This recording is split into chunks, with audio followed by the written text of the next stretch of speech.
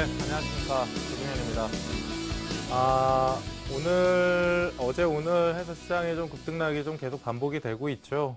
뭐 대외 변수에 의해서 계속 흔들리는 시장인데, 실질적으로 이번 주 들어서 종목군들이 바닥을 탈피하는 모습들이 약간씩 좀 보이고 있습니다.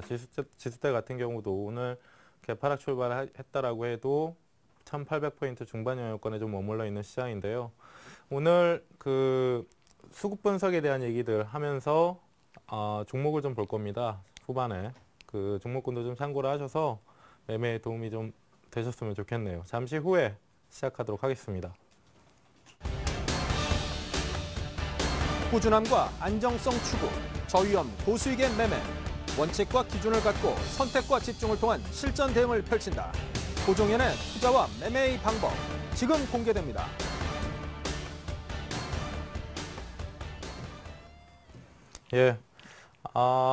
화면에 보고 계시는 제목은 이제 지난주 제목이죠. 오늘은 이제 수급 분석에 대한 내용을 할 겁니다. 수급 분석에 대한 내용들을 할 건데, 기본적으로 지금 현재 시장을 읽는 데 있어서도 뭐 외국인들이 주식 매수를 하고 있냐, 뭐 선물 매수를 하고 있냐, 뭐 기관들이 사고 있냐, 팔고 있냐, 뭐 이런 것들 참 민감하게 많이 다루고 있잖아요. 실제로 이제 시장이 2월부터 기간 조정을 거치고 5월 달에 가격 조정을 주면서 아무래도 종목군들, 시장 참여자들이 시장이나 종목을 보는 데 있어서 적극적으로 나서고 있지가 않기 때문에 약간의 밀어주는 수급으로도 시장이 급등을 하고 약간의 출회되는 매물로도 시장이 급락을 하는 흐름들이 계속 연속되기 때문인데요. 오늘 참 어떻게 보면 좀 재밌는 내용들입니다. 그래서 수급 분석이라고 하는 것은 기본적으로 뭐 조정의 형태, 가격 조정을 받는다라고 하면 그 가격 조정은 어떤 형태를 지니고 있는지에 대한 것들을 좀 말씀을 드릴 거고요. 기본적으로 시청자분들도 아시듯이 결국에는 아주 이 주식이라는 것의 본질에서 이제 시작을 하는 겁니다. 어떠한 기술적 분석이든 간에 주식이라는 건 사는 사람이 많으면 오르는 것이 주식이다. 파는 사람이 많으면 내리는 것이 또 주식이다. 라는 것을 기본적으로 알고 가시는 건데, 누구나 다 아는 얘기들이지만 자꾸 잊어먹는다라는 말씀을 좀 드렸었잖아요. 그래서 오늘 이제 수급 분석을 조금 해볼 텐데, 수급 분석은 이제 두 가지로 나뉘어서 합니다. 대형사나 시장을 읽는 데 있어서는 기관, 외국인, 개인까지, 그리고 뭐 국가 및 지자체의 이제 변두리의 단타 성향을 좀 짙게 가지고 있는 주체가 또 있잖아요. 일반적으로 이제 시장을 읽는다라고 했을 때는 뭐 웬만큼 이제 소형 테마 종목군들이 막 급등을 하면서 시장을 이끄는 것이 아니기 때문에 시장 전망을 하는 데는 시장 안에 있는 시가총액 상위 종목군들의 대형사들 위주의 분석을 해야 되는데, 결국에는 이제 시장 분석을 한다라고 했을 때는 그 안에 있는 종목군들의 수급 분석을 밑바탕으로 좀 깔아놓고 가야 되는 겁니다. 그래서 우량 대형사의 수급 분석과 개별 테마 종목의 수급 분석을 나뉘어서 오늘 좀 해볼 텐데요. 일단은 이제 대형 우량주들의 수급 분석을 한다라고 했을 때 네 가지 이제 중요한 포인트를 좀 적어 놓은 거예요. 뭐 건전한 수급의 주체는 외국인과 기관이다. 제가 이 시간에 첫 시간부터 뭐 여러 가지 내용들을 했습니다. 실제로 뭐 거래량은 뭔지, 캔들은 뭔지, 그쵸, 뭐 수렴 형태부터 패턴부터 해서 여러 가지 말씀을 좀 드렸었는데, 기본적으로 이제 건전한 수급은 외국인과 기관이다. 그럼 개인 투자자들은? 이라는 좀 의문을 좀 펼칠 수가 있는 부분들이 있잖아요. 근데 이전에 거래량에 대해서 시청자분들에게 설명을 해드릴 때 이런 얘기들을 했었습니다. 시장 얘기를 할 때도 말씀을 드렸던 것이 시장은 역사적으로 외인화 장세라는 것이 있었고 기관화 장세라는 것이 있었다. 근데 앞에서 말씀드렸듯이 주체는 세 가지의 이제 주체가 있는 거죠. 외국인하고 기관하고 개인이 있는데, 외인화 장세라는 것은 실제로 최근에도 우리가 이제 경험을 하고 있어요. 지금 이 시장 안에서도 경험을 하고 있습니다. 외국인들이 주도가 돼서 시장의 완급 조절을 할 수 있는 주체, 그것이 지금 외인화 장세인 외인화 장세를 이끌고 있는 외국인이다라는 것이죠. 그렇죠? 그리고 기관화 장세 같은 경우는 이전에 이제 2006년도, 2007년도에 걸쳐서 우리 시장이 처음으로 2000포인트 위쪽을 봤을 때 그 당시에 실제로 제가 차트를 보면서 시간 차트를 보면서 예전에 한번 설명을 해드렸었는데요. 첫 시간이죠. 첫 시간 때 이제 설명을 해드렸었는데 이전에 이제 2007년도에 우리 시장이 1400포인트와 뭐 1500포인트, 2000포인트까지 올라오는 이 시점 상에서 실제로 2003년도를 지나면서 기존에는 우리 시장에 크게 영향이 없었던 주체인 외국인들이 시장에 적극적으로 가담하기 시작하면서 이쪽 보시면 항상 1000포인트만 올라오면 때려맞고 500포인트만 내려오면 지지받는 우리 시장이었는데 1000포인트가 처음으로 돌파가 되기 시작해요. 이것이 기관하고 개인이 치고받고 하던 시장에서 또 하나의 주체인 외국인이 시장에 적극적으로 가담하기 시작하는 겁니다. 그래서 그 시장이 1000포인트를 처음으로 이제 넘어가는 흐름들이 나오는데 실질적으로 여기서 이제 외국인들이 강하게 유입이 됐다라고 해도 외국인들이 2000포인트까지 끌어올린 것이 아니다라고 말씀을 드렸잖아요. 500포인트와 1000포인트 영역권에서 외국인들은 우리 시장을 상당히 좀 강하게 샀습니다. 신흥국가 중에 저평가되어 있다. 코리아 디스카운트라는 그 요인으로 인해서 상당히 좀 강하게 유입이 되다가 그 이후에 이제 외국 애들이 밑에서 사주는 상태에서 시장이 1000포인트를 처음으로 넘어가고 여기 보시면 1200포인트, 1400포인트 영역권까지 올라오는데 여기까지는 외국인들이 가담하면서 같이 시장을 끌어올렸다라고 해도 틀린 말이 아닙니다. 근데 이쪽을 좀 보시면요. 확대해서 보면 1400포인트 영역권까지는 외국인들이 이제 가담을 같이 해주면서 외국인 기관 개인들이 주식을 사면서 순매수를 하면서 올라왔다라고 쳐도 그 이후에 2000포인트, 2007년도에 2000포인트가 올라가는 그러니까 1400포인트 영역권부터 2000포인트까지 상승하는 데 있어서는 외국인들은 상당히 순매도를 상당히 많이 했어요. 상당히 많이. 1400포인트부터 1400포인트부터 2000포인트까지 올라가는 그 마디 안에서는 기존에 밑에서 샀던 외국인들의 물량이 출회되고 그것을 기관이 매수를 해주면서 2000포인트까지 올라간 겁니다. 그럼 이 큰 파동을 그 수급적으로 이제 해석을 해본다라고 하면 500포인트와 1000포인트 사이에서 그동안에는 없었던 외국인들이 2003년도, 2002년도와 2003년도 이후에 우리 시장을 사게 되고 그 이후에 1400포인트까지 순매수가 강하게 이루어지다가 1400포인트부터 2000포인트까지 올라가는 데 있어서는 차익 실현에 나선 겁니다. 차익 실현에. 그 물량을 기관이 받아주면서 기관화 장세의 마디가 여기서 형성이 되는 거죠. 1400포인트와 2000포인트. 그 밑에선 그 1000포인트와 1400포인트는 외인화 장세. 그러니까 외인화 장세에 의해서 시장 강세가 나타나고 그 바통을 기관이 물려받으면서 기관화 장세가 펼쳐진 겁니다. 이게 이제 이 당시에는 지금 현재의 외국인들이 사느냐 파느냐에 대해서 우리 시장이 민감하듯이 이 구간 안에서는 기관들이 사주는데 얼마를 사주느냐에 따라서 시장의 탄력이 결정이 됐단 말이에요. 예를 들어서 뭐 5천억을 사준다라고 하면 1, 2%의 그 시장 상승이 나온다. 근데 다음 날은 7, 8천억을 사준다라고 한다면 2, 3%의 시장 상승이 나오는 그런 형태가 전개가 됐었다라는 거죠. 여기서. 그래서 그 기본적으로 이제 그 대형 우량사들을 기관이나 외국인 시장 메이저가 이제 순매수를 한다라고 했을 때는 그 뭐 시장을 사는 거나 마찬가지입니다. 예. 시장 지수대를 끌어올리는 그 효과를 내기 때문에. 그리고 지금 보시면 그래서 건전한 수급의 주체 지금 말씀드렸듯이 예, 제가 방송을 오랜만에 하는 게 아닌데 예, 펜 색깔 자꾸 헷갈리네요. 예. 자 보시면 외인화 장세와 기관화 장세는 우리가 봤잖아요. 지금 시장 차트 보면서 그렇죠? 근데 개인화 장세라는 것은 있어 듣도 보도 못한 익숙하지 않은 단어라는 거죠. 그러니까 항상 개인들은 외인화 장세가 펼쳐질 때 최근에 이제 시장 성격 금융위기를 지나고 시장이 다시 2000포인트로 넘어갔다가 1800포인트까지 조정이 들어왔는 이 시점에서 최근에 이제 성향을 볼 때 개인들은 외국인들이 사느냐 파느냐에 따라서 역행합니다. 그러니까 외국인들이 사면 주식을 팔고요. 외국인들이 팔면 주식을 받는 그런 주체로서 지금 역할을 하고 있다는 거죠. 근데 역사적으로 재미있는 것은 외인화 장세와 기관화 장세라는 것은 우리가 알고 있는데 개인화 장세라는 건 없다라는 거예요. 역사적으로 없었다라는 겁니다. 예.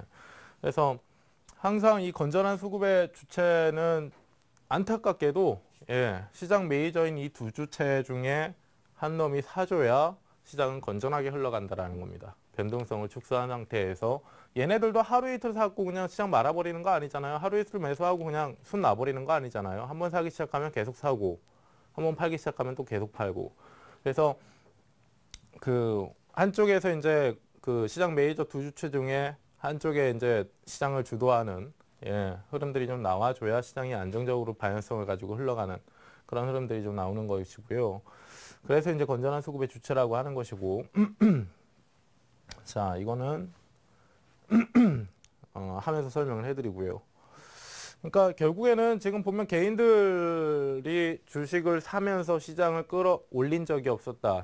개인들이 살 때 시장이 올라간 적이 없었다라고 하는 것은 개인들은 항상 이 두 주체 상에서 역행하지만 항상 실패하는 주체다라는 겁니다. 이것이 단순히 그냥 듣고 머릿속에 그냥 넣어버릴 것이 아니라 실제로 매매할 때 수급 동향을 우리가 파악을 하잖아요. 어떤 A라는 종목을 샀을 때 대형사 같은 경우는 조금 이따가 이제 개별 테마 종목군들도 어떻게 구별하는지 좀 말씀을 드리겠지만 대형사들 같은 경우는 오늘 7, 8 아마 한 3, 4% 정도의 급등을 했는데 어떤 주체가 매수를 했는지에 대한 것들에 대한 자료, 데이터는 시청자분들 같은 경우도 HTS를 사용하면서 그냥 실시간으로 장중 실시간은 아니더라도 잠정 집계, 장 마감하고 장전 집계 오늘 얼마나 샀는지 수치상으로 확인이 가능하잖아요. 그래서 그런 부분들이 중요한 겁니다.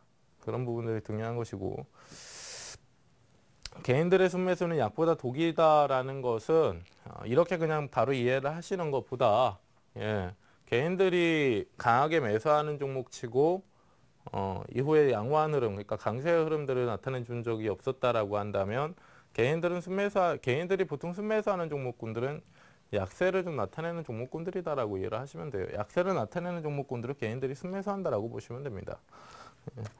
그 정도고요. 그리고 이제 여기부터가 이제 앞에서 이제 말씀드렸던 내용은 약간 좀 기본적으로 베이스로 좀 알고 가야 되는 내용들이고, 그리고 매매 주체의 포지션 변화, 수급 분석에 있어서 매매 주체의 포지션 변화에 대해서 얘기를 좀 말씀을 드릴 겁니다. 근데 기본적으로 조정의 형태는요, 시청자분들도 제가 앞에서 이제 그 방송 프로그램 처음 시작할 때 말씀을 드렸던 것이 올해 2월달부터 기간 조정을 주다가 4월 말까지 기간 조정을 위쪽에서 이제 2000포인트에서 그냥 왔다 갔다 하면서 기간 조정을 주다가 5월달 들어서 가격 조정을 줬잖아요. 하락 조정을 줬잖아요. 그러니까 조정이라는 것은 두 가지의 종류가 있다라는 거 아시죠? 옆으로 흐르는 횡보입니다. 이것은 흔히 우리가 기간 조정이라고 해요. 시간을 소비하는 조정. 가격 조정은 하락을 주면서 하락을 주는 조정을 가격 조정이라고 합니다. 그러니까 차트를 좀 다시 보시면 여기죠. 여기 올해 2월 달에요. 자, 지금 보시면 여기입니다. 올해 2월 달에 2000포인트를 다시 넘어가는 흐름상에서 2000포인트를 다시 넘어가는 흐름상에서 2월 달과 3월 달과 4월 달까지 2000포인트를 낀 상태에서 그냥 등락만 계속 주는 시장이었어요. 그렇죠? 여기까지가 이제 기간 조정입니다. 기간 조정. 시간만 소비하는 거예요. 오른쪽으로 기면서. 그리고 나서 5월 달 들어서 가격 조정을 주죠. 하락 조정. 말 그대로 이제 흔히 우리가 얘기하는 조정을 주는 겁니다. 약세 조정을 주는 겁니다. 가격 조정을 주는데 이 두 가지 조정의 패턴도 이제 두 가지로 나뉘죠. 그것이 이제 수급적으로 이것도 풀어볼 수 있는 부분들이 기본적으로 이제 기간 조정 같은 경우는 생각해 보세요. 시청자분들도 제가 앞에서 이제 전제를 깔았듯이 주식이라는 것, 기술적 분석을 하는데 아주 본질적인 부분을 꼭 알고 가셔야 된다, 기억하고 가셔야 된다라고 말씀을 드렸던 것이 기간 조정은 뭡니까?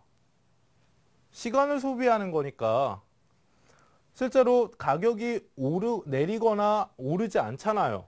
움직이지 않잖아요. 변동이 없는 제한된 상태에서 그냥 옆으로 시간만 소비하는 겁니다. 사고자 하는 사람도 없고 팔고자 하는 사람도 없다라고 하면 시간만 소비하는 게 가능하죠. 그렇죠?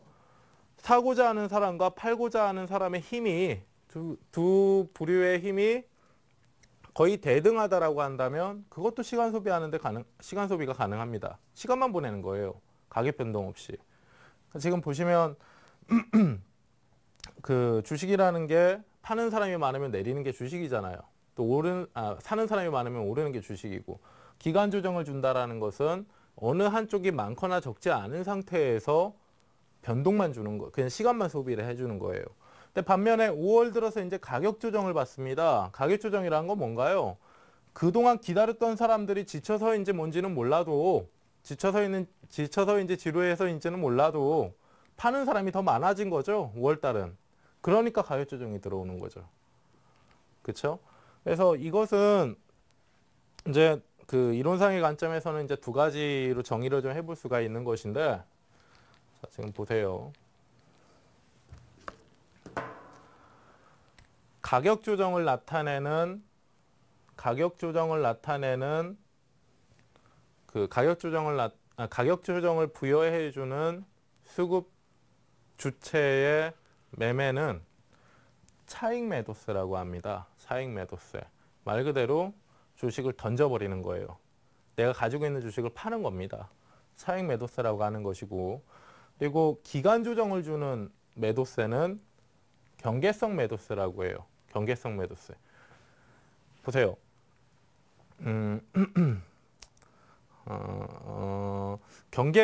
그러니까 뭡니까? 제가 이제 그 매수와 매도의 힘에 그 대해서 뭐 예전에 그 수련할 때 말씀을 드렸었잖아요. 한쪽에서 매수하고자 하는 애들이 점점 날이 갈수록 매도하고자 하는 애들한테 붙는 형태. 매도하고자 하는 애들은 가만히 있는데, 그쵸? 상승삼각형 할 때 말씀을 드렸었잖아요. 자, 보세요. 매도를 하고자 하는 주체하고요. 매도를 하고자 하는 주체하고 매수를 하고자 하는 주체가 있습니다. 얘네들이 언젠가는 붙어서 싸워야 되는데 서로 경계만 하고 있는 거예요. 눈치만 보고 있는 겁니다. 내가 먼저 한 발짝을 갈까? 제가 먼저 한 발짝을 올까? 라고 하면서 계속 경계만 가지고 있는 거예요. 그렇게 될 경우에는 정말 심각한 소위 이제 피 터지는 싸움은 일어나지 않죠. 경계만 하고 있는 거니까. 그렇죠? 그러다가 그러니까 경계성 매도세. 그러니까 매도 쪽에서는 경계성 매도 물량만 슬금슬금 조금 그 충격을 주지 않은 상태에서 출회되는 형태를 이제 경계성 매도세라고 하는데, 이럴 경우에는 시세에 큰 변화가 없이 기간 조정으로 흘러버리는 겁니다. 기간 조정으로. 말 그대로 경계만 하고 있는 것이기 때문에 아주 강한 시장의 압력을 불어넣지는 않고 있다라는 거예요. 그 정도는 경계를 하고 있는 매수 쪽에서도 부담 없이 받아낼 수가 있는 것이고, 반면에 아까 보셨듯이 2월 달부터 이제 4월 말까지 경계성 매도세가 출회되는 가운데서 눈치 보고 있는 가운데서 시장이 계속 기간 조정을 줬던 것이고, 변화 없이 차익 매도세 같은 경우는 결국에는 5월 달에 나온 겁니다. 5월 달에. 얘네들이 경계만 하고 있다가요. 경계만 하고 있다가 그리스 2차 총선에 대한 그리스의 정치적인 리스크에 대한 얘기들이 시장의 하락 모멘텀으로 부여가 되다 보니까 매수를 하고자 하는 애들도 손을 놔버리고 뒤로 물러서고, 매도를 하고자 하는 애들이 앞으로 다가가는 겁니다. 싸우려고. 응? 그러니까 차익 매도세가 5월 달에 출회가 되면서 매도 압력을 불어넣다 보니까, 하락 모멘텀에 대한 매도 압력을 불어넣다 보니까 시장에 하락을 부여받으면서 가격 조정을 주는 거죠. 가격 조정. 그래서 차익 매도세와 경계성 매도세가 있습니다. 근데 이것이 왜 중요하냐면요. 시청자분들 단순히 이제 경계성 매물이 출회될 때는 그냥 기간 조정만 주는구나. 그 이후에 뭐 차익 매도세가 나오게 되면 가격 조정을 주는 구나 이렇게 외우시는 게 아니라 실제로 우리가 두 번째 시간인가 세 번째 시간에 시세에 대해서 얘기를 하기 전에 거래량이 더 중요합니다라고 해서 그 시간을 공부하는 시간을 좀 가졌던 적이 있잖아요. 경계성 매도세라고 하는 것은 이제 거래량하고 같이 연관돼서 봐야 되는데 경계성 매도세 같은 경우는 추세의 중간중간에 계속 나오는 게 경계성 매도세예요. 중간중간에. 차익 매도세는 말 그대로 주체, 내가 많이 가지고 있는 주식을 많이 가지고 보유하고 있는 주체가 본격적으로 매물을 출회시키면서 말 그대로 차익하고자 하는 욕구에 주식을 내다 팔면서 시세가 꺾여버리는 걸 얘기합니다. 그러니까 조금 이따가 이제 차트를 보면서 말씀을 드리겠지만 차익 매도세와 경계성 매도세, 경계성 매도세는 말 그대로 거쳐가는 조정이다. 거쳐가는 조정이다. 기조상의 변화는 없는 상태이다.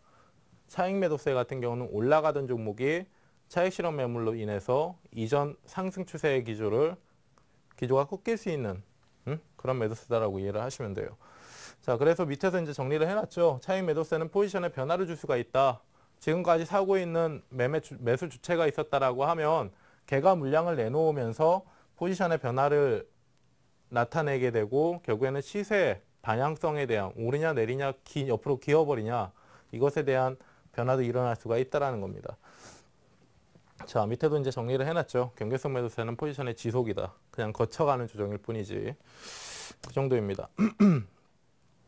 자, 이 다음은 이제 개별 소형사하고 급등주들의 수급 분석을 하는 내용들을 좀 말씀을 드릴 텐데 그 전에 그 대형주들의 수급 분석 그 경계성 매도세와 뭐 차익 매도세에 대한 부분도 차트를 보면서 좀 말씀을 드려볼게요. 종목을 좀 보면서 말씀을 드릴 텐데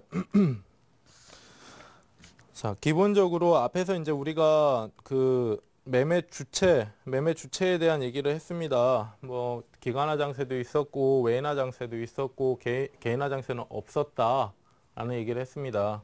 지금 보시면 항상 역행하는 주체가 개인이다라는 것은요. 그냥 눈으로 확인하면 되는 거예요. 눈으로 확인하면 되는 건데 좀 눈에 확연히 좀 띌 수 있는 종목을 가지고 말씀을 드려볼게요. 참 재밌는 것이 이전에 그 역사적인 이제 종목군들의 데이터를 보게 되면 항상 어떤 대형사들 같은 경우는 조금 이따가 이제 개별주하고 소형주로 말씀을 드릴 거예요. 걔네들한테는 이 공식을 대입하시면 안 됩니다. 개인들이 사내, 외국인들이 사내, 기관이 사내. 사실 시청자분들도 아시듯이 이 방송에 좀 민감한 내용일 수도 있겠지만 검은머리 외국인이라는 거 참 많이 들어보셨잖아요. 실제로 제가 지금 말씀드리는 기관이나 외국인이라고 하는 그 주체들은 말 그대로 시장 메이저답게 시장 메이저 종목군들을 다루는 주체들을 얘기를 하는 겁니다. 그래서 지금 보시면 삼성 테크인인데요. 펜이 또 안 나오네요. 삼성 테크인인데요. 네, 삼성 테크인인데 이 밑에 한번 보세요. 이 밑에 한번 보시면 제가 일부러 지금 빨간색 선에 굵게를 좀 굵게 해놨습니다. 시청자분들이 조금 더 굵게 하죠. 자, 지금 보세요. 이 밑에 있는 게 이 밑에 지금 보시면 빨간색 선이 있잖아요. 빨간색 선. 빨간색 선이 개인들의 매매 행태예요. 지금 개인들이 어느 정도 주식을 보유하고 있냐. 예. 그걸 이제 그래프로 보여주는 겁니다. 자, 지금 보시면 차트로 말씀을 드릴게요. 자, 여기 지금 보시면 2010년도에 삼성 테크인이 12만 원 영역권에 있을 때인데 실질적으로 이 10만 원 위쪽으로 넘어가서 약 뭐 6개월 동안, 6, 7개월 동안 계속 등락을 좀 펼쳤습니다. 등락을 좀 펼쳤는데 이 구간 안에 보시면 이 지금 빨간색 선이 개인들의 수량이라고 했죠. 개인들의 보유 수량인데 지금 10만 원 위쪽에서의 개인들 보유 수량은 가장 적어요. 가장 적은 반면에 종목이 밀려 내려오면서 7만 원대까지 하락을 하니까 보유 수량이 늘어납니다. 그리고 또 중간에 살짝이라도 반등이 들어가면서 뭐 95,000원, 10만 원 근처까지 가니까 또 줄죠. 그리고 급락 들어오니까 급락 들어오는 흐름상에서 순매수 일어나면서 보유 수량이 늘어나고요. 그렇죠? 그리고 반등이 들어가기 직전의 흐름인 뭐 55,000원에서 6만 원대 흐름까지는 살짝 반등이 들어가면서 같이 늘어났다가 문제는 그 이상 반등이 들어가는데 보유 수량이 계속 줄어듭니다. 자, 지금 현재도 오늘 종가가 78,200원이고요. 78,200원이고 그 지난주 이번 주 해가지고 계속 반등이 들어가는데 지금 보시면 이 밑에 이 밑에 그 개인들의 보유 수량이 계속 줄어들고 있다라는 거죠. 그러니까 지금 보시면 이 삼성테크인이라는 종목뿐만 아니라 웬만한 코스피 200 안에 대형 우량주다라고 하는 개인들에게 익숙한 그리고 많이 보이고 많이 들리는 이런 TV나 신문 뭐 여러 가지 이제 증권사 보고서 관련해서 뭐 많은 자료들을 통해서 보고 들을 수 있는 종목군들 같은 경우는 대개 이러한 100이면 100 이러한 형태의 수급도를 보여줍니다. 사실상 개인들이 종목을 이끌고 올라가기는 힘들다라는 거죠.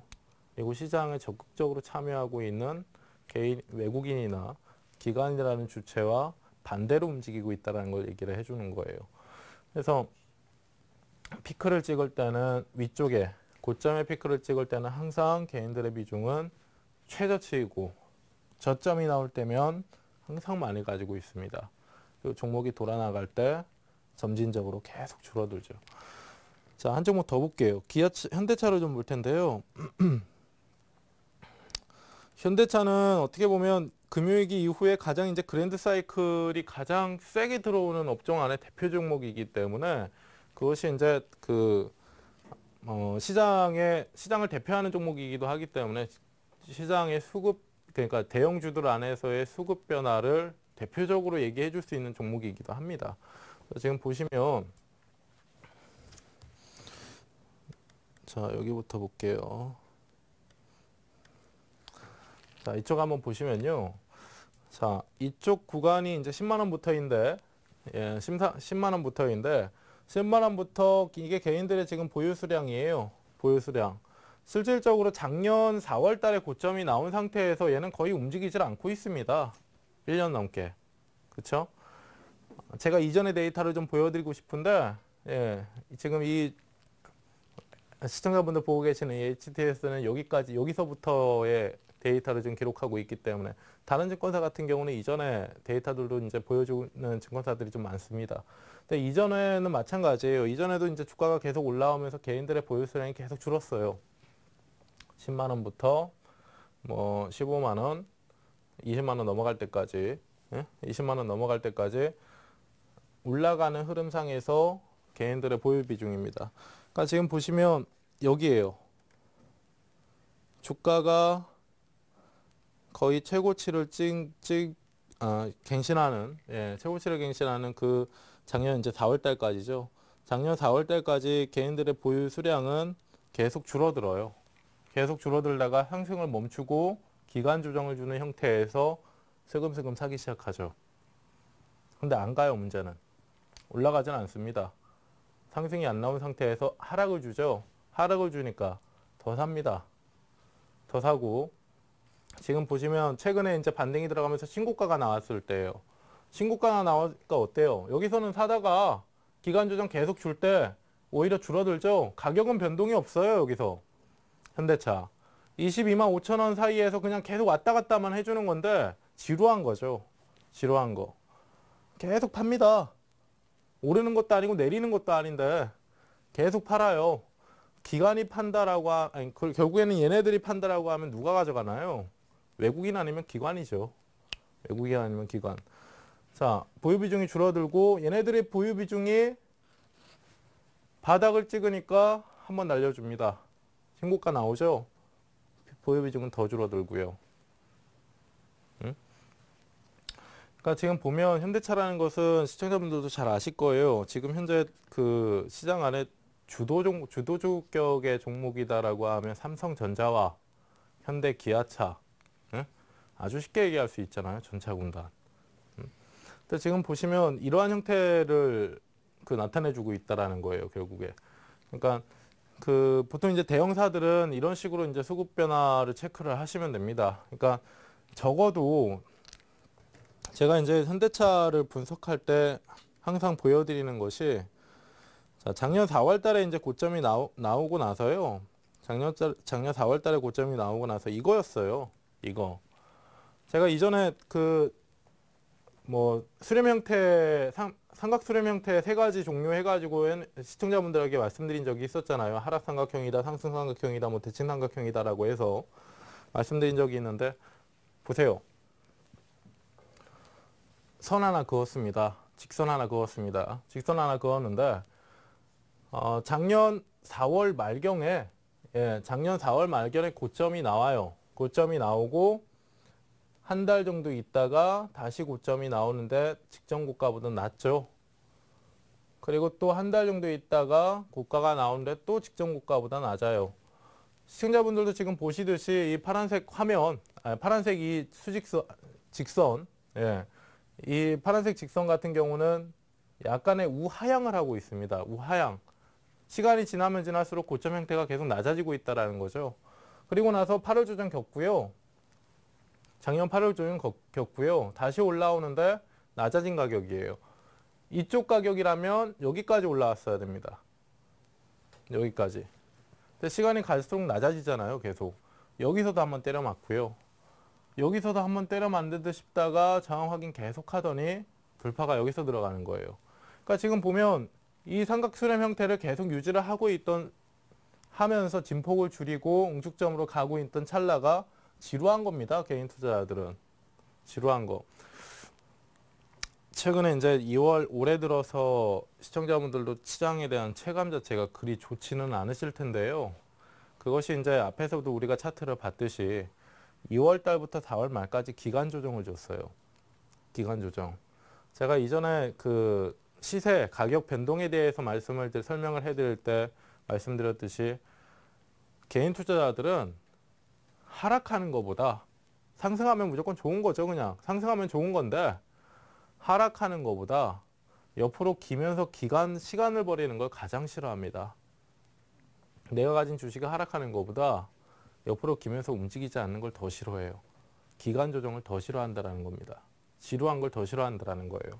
그래서 지금 보면 2월달 들어서 2월달부터 이제 4월달 말까지 계속 기간 조정을 주다가 2, 3개월 견디는 것도 지루하고 짜증나고 지겨웠는데 5월달 들어서 가격 조정을 줘버린 거죠. 응? 가격 조정을. 그러면서 체감이 상당히 좀 안 좋았던 것인데 현대기아차 같은 경우도 마찬가지예요. 현대차 같은 경우도 지금 보시다시피 작년 11월 달부터 올해 3월 달 말까지 계속 기간 조정만 줬습니다. 하락하지도 상승하지도 않았어요. 예. 응? 하락한 것도 아니고 상승한 것도 아닙니다. 작년 4월 달에 고점 찍고 계속 등락폭만 줬던 거예요. 적어도 얘를 가지고 있었다라고 하면 잃지는 않았을 거예요. 응? 근데 그 체감이 너무 싫었던 거죠.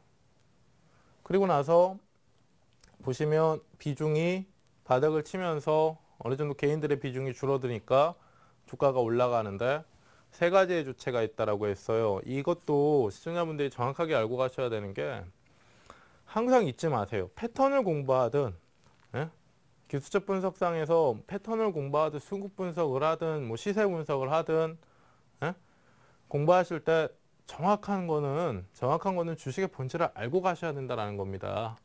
본질이 없는 상태에서 그런 뭐 소위 기법이라고 하는, 저도 이제 기법이라는 단어 자체는 잘 안 써요. 기법이 뭐 수학 공식처럼 1 더하기 1은 2야 라는 답이 나올 수 있는 게 주식이라고 하면 돈 잃을 사람 없죠. 외워가지고 대입해서 그냥 답 나와버리면 되는데. 응? 자, 지금 보시면 자, 뭡니까? 그래서 이 본질이라는 걸 꼭 알고 가셔야 되는데, 자, 보세요. 기관하고 외국인하고 개인이 있다라고 했습니다. 현대차라는 종목이 너무 좋아요. 기관도 사고, 너무 좋아서 외국인도 사고, 개인도 사고, 이게 안 된다고요. 이게 안 된다고요. 한쪽에서 팔아줘야 그 판만큼 한쪽에서 가져갑니다. 둘이 나눠 가질 수도 있죠. 예? 꼭 개인만 파는 게 아니라 개인하고 기관하고 팔았다라고 쳤을 때 얘네 둘이 팔았으면 한쪽에선 샀다라는 얘기예요. 주식이라는 것은 사는 사람 많으면 올라가고 파는 사람 많으면 내려가는 게 주식이기도 하지만 한정되어 있는 자원에 프리미엄을 부여해 주는 겁니다. 프리미엄을. 제가 예전에 이제 부동산에 대해서 예를 들었던 적이 있었잖아요. 강남에 재건축 아파트, 자, 시청자분들 제가 얼마 전에 차 타고 가다가 그런 생각을 했어요. 그 소위 이제 뭐 조금 잘 나간다라고 하는 청담동 앞을 지나가면서 저 건물의 그 평가 가치가 한 80억 원 이상이 될 것이다라는 것이 80억 원 이상은 충분히 될 것이다라고 생각은 드는데 과연 저만한 땅덩이에 가치가 그 정도가 될까? 그리고 주상복합 아파트 있잖아요. 주상복합 아파트. 예? 한 채당 막 3, 40억 하는 거 있잖아요. 예? 그게 층수가만 40층이 넘어요. 40층이 넘습니다. 그러면 보시면 예를 들어서 그 면적 자체가 뭐 한 500평 된다라고 쳐요. 그 아파트 40층짜리 올리는데 500층 정도 된다, 500평 정도 된다라고 칩시다. 근데 한 층에 3, 40억 하는 집이 두 채씩 40층까지 올려져 있어요. 그러면 그 땅의 500평의 가치가 이런 것들을 이 그 가구마다의 이제 그 평가 가치를 다 합치게 되면 엄청나 버리잖아요. 그러면 이 땅의 가치가 그 정도가 되는 것인가? 제가 지금 이 얘기를 갑자기 왜 하자면요. 주식도 마찬가지예요. 현대차라는 종목에 지금 현재 그 뭡니까 데이터를 보게 되면 지금 보면 상장 주식 수가 잠깐 보세요. 상장 주식 수가 만, 10만, 100만, 1000만, 2억 주입니다. 2억 주. 2억 주. 와, 많다 이게 아니라 한정적이라는 거예요. 한정적. 응? 한정되어 있는 자산을 가지고요. 서로 살 사람들이 많아지면 공급은 정해져 있는데 살 사람들이 많아지면 가격은 계속 위로 뛰는 거라고요. 응? 그러니까 지금 보시면 결국에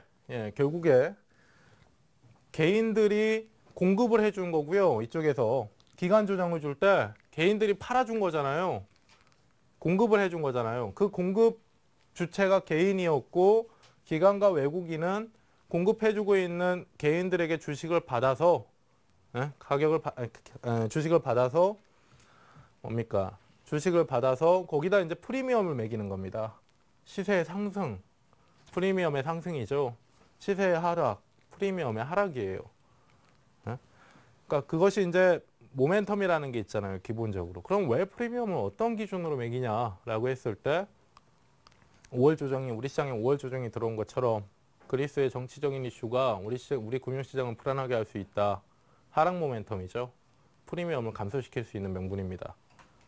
매도를 하는 거죠. 그러니까 그런 형태라고 이해를 하시면 돼요. 자, 조금 오늘 예상보다 강의가 좀 길어지는데요.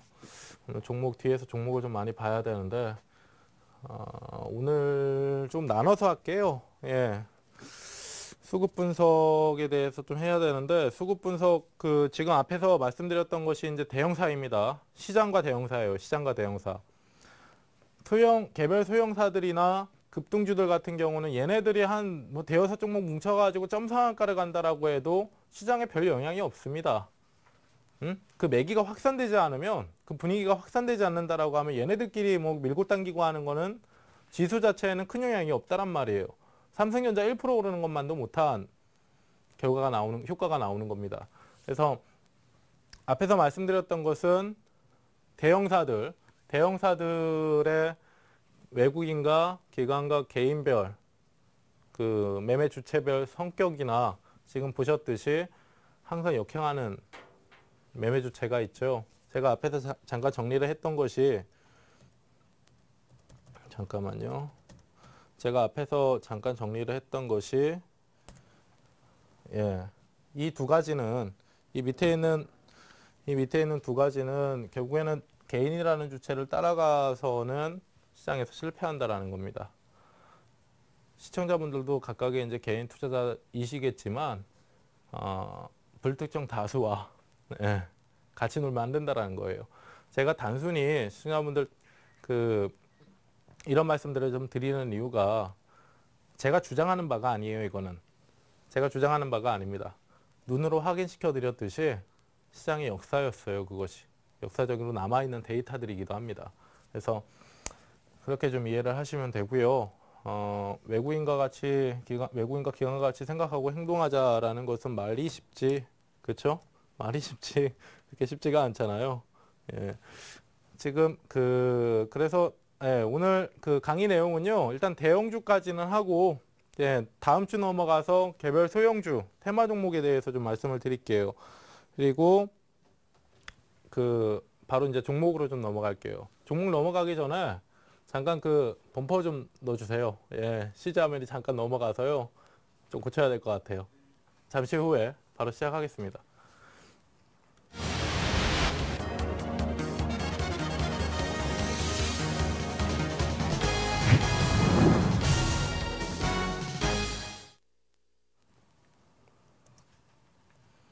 네, 됐네요. 자, 그래서 앞에서 이제 대형사 했고요. 대형사는 대형사 수급 분석하는 거는 시장 수급 분석하는 거와 유사하다. 여기까지 말씀드린 것이고, 다음 주 넘어가서 개별 소형주, 테마 종목에 대해서 말씀을 드리겠습니다. 그리고 이제 종목인데요. 어제 이제 시장이 지난주죠. 지난주 이제 6월 6일 날 수요일 날 쉬고 나오니까 예. 참 주말 동안에도 별 얘기들 이슈들이 참 많았습니다. 스페인에서 구제 금융에 신청을 해서 그래서 유럽연합이 받아들였다. 근데 그 규모가 받아들였다. 그것만 해서 월요일에 이제 급등이 들어왔고 1,000억 유로 가지고는 안 된다라는 회의론이 나왔기 때문에 오늘 시장 개파락이 들어오고 양봉이 나왔는데요. 실제로 이제 시장을 얘기할 때는 이번 주 내일 모레입니다. 동시만기일이 사실상 대외 변수보다 더 중요하다라는 거예요. 동시만기가 내일 모레 있기 때문에 시장은 빠르게 움직이기는 하지만 제한된 포간에서 움직인다라는 겁니다. 앞에서 이제 수급 분석을 했지만요. 동시만기라는 것은 주식은 만기가 없잖아요. 만기가 되는 상품이 선물입니다. 선물이 이제 3개월마다 만기가 되고 매달 만기가 되는 게 선물 옵션이에요. 콜옵션과 풋옵션 시장이 있죠. 이 시장들 이제 주식 선물 옵션, 지수 선물 옵션 네 가지의 파생 상품이 만기가 되는 날이 내일 모레인데 앞에서 말씀드렸듯이 3개월마다 만기가 들어오고 한 달마다 만기가 들어오기 때문에 그 기간 그러니까 이번 주 목요일 지나고 나서 이번 주 금요일부터는 다음 9월 달 둘째 주 목요일에 만기를 겨냥한 시장 메이저들의 포지션이 구축이 될 거란 말이에요. 서서히 3개월 동안 선물 같은 경우는. 그래서 3개월 동안 지수 시장의 상황들을 예상을 해오면서 구축해놨던 포지션이 있기 때문에 하루 이틀 안에 만들어진 포지션이 아니기 때문에 제한된 포간에서 상당히 좀 빠르게 변동이 좀 나오는 그런 형태가 될 겁니다. 자, 그래서 시장이 어제 같은 경우도 이제 급등이 나왔고 오늘 이제 개파락이 들어왔는데도 양봉을 끌어올리면서 종목군들이 별 큰 하락은 안 했는데요. 실제로 이제 종목군들을 지금 한 종목씩 제가 이제 5월달 조정 들어오고 나서부터 말씀드렸던 종목군들이에요. 현대중공업입니다. 현대중공업은 제가 종목군들 차트 보면서 좀 말씀을 드릴 텐데요. 자, 차트를 좀 보시면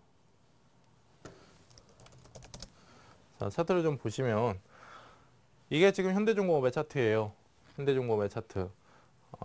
26만 원 영역권 이하 구간에서 시청자분들에게 꾸준하게 좀 말씀을 드리는 종목인데 자, 시청자분들 그걸 아셔야 됩니다. 지금 제가 이 방송을 마치고 온라인 매드머니 리치맵 사이트에서 몇 개월 만에 이제 온라인 공개 강연회를 할 건데 업종의 대표 종목에 대해서 시장에 대해서 말씀을 드릴 거예요. 근데 이것이 지금 이 시기에 왜 중요하냐면 몇 개월 만에 왜 온라인에서 강연회를 하냐면요. 시청자분들은 지금 시장을 그냥 단순하게 판단할 게 아닙니다. 지난주, 이번 주에서 시장에 반등이 좀 들어올 것 같고 장중에 변동성이 좀 많이 늘어나 있다 보니까 소위 이제 전문가라고 하는 사람들이나 증권사 리서치 센터에서 이제 리포트를 내놓는 자료들을 보게 되면 차별화 장세다라는 얘기를 참 많이 해요. 차별화 장세. 근데 지금은 차별화 장세가 아닙니다. 종목별 움직임이 아니라 업종별 움직임이에요. 업종별 움직임. 업종별 움직임에 대한 반등이라고 한다면 차별화가 아니고 순환매죠. 순환매. 아실 거예요. 어제 시장 급등할 때 가장 많이 주로 상승을 강하게 했던 종목군들, 업종군들이 뭡니까? 몇몇 종목군들이 상승한 게 아니죠.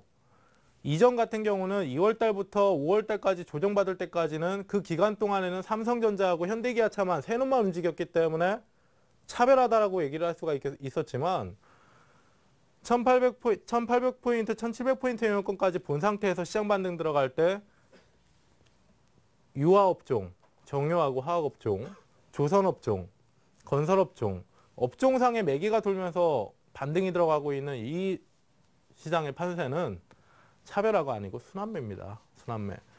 지금 보시면요.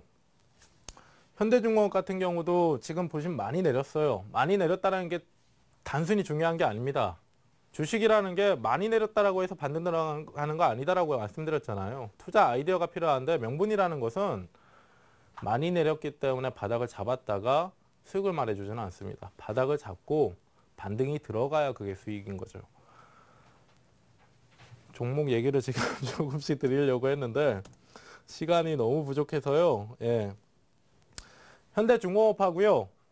SK이노베이션, 인포피아 어제 추천한 거죠. 어제 추천한 건데 오늘 마이너스 2% 출발 이후에 종가가 플러스 6%예요.